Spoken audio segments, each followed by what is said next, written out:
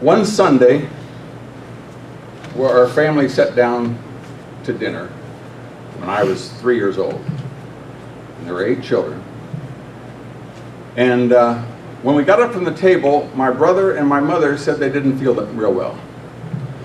On Thursday, my brother died, and on Saturday, my mother died, and my father was left with 7 children under age 13.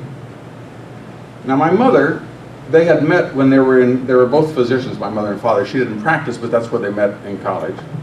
She played solo violin for the Pittsburgh Symphony when she was a teenager. She was one of those people that is just an unbelievable, a lovable person. When she died, it was the front page of the newspaper, and the town shut down for the funeral.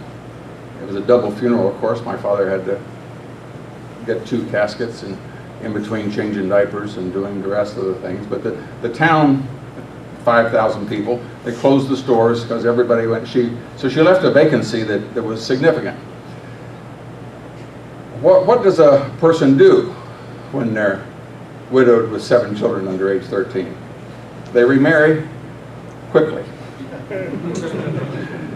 And he found a 40-year-old woman that had never been married, and she seemed to have certain spiritual and musical talents, and brother, if she's willing, he was, and she signed on. And as we look back to it, there's no way that in a small town anybody could step into the cavern that my mother left.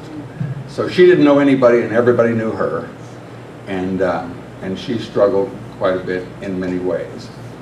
I won't go into it length, but the point that I wanted to make is this: that she believed in abuse, in mental and emotional and just all kinds of ways. And then to make it even stronger, my father had only wonderful relationships with women.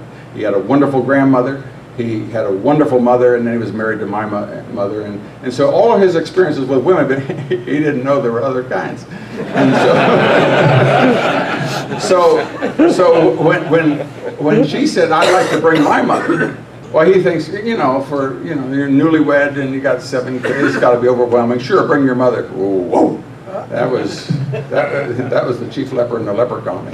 So so our lives were very distressed, if you looked at it on paper. But except for the situation my brother I just described with my one brother, all of us have been very, very successful, and we've had wonderful, wonderful lives. And let me tell you why.